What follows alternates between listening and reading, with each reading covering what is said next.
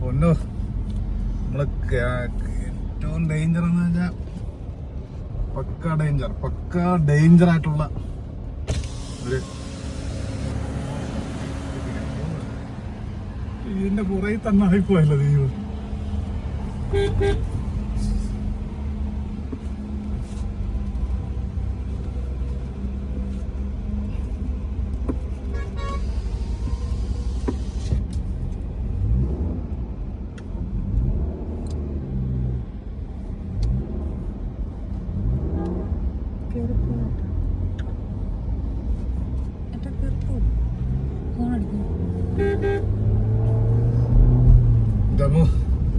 നമ്മള് ഏറെ വെച്ച് ഏറ്റവും ഡേഞ്ചർ ആയിട്ടുള്ള ഒരു എയർപിന്നായി വേട്ടാ.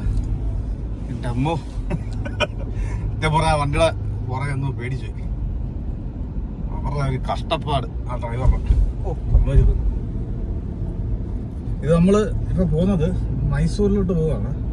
സത്യമംഗലം കാട്ടിലൂടെയുള്ള യാത്രയാണ്. ரொம்ப ഹെയർപിനാണ് ഇവിടുത്തെ. ഇത്രയും ഡേഞ്ചർ ആയിട്ടുള്ള ഹെയർപിൻ നമ്മൾ ഇതുവരെ യാത്രയായിട്ടില്ല. അത്രയും ഡേഞ്ചർ. അപ്പോൾ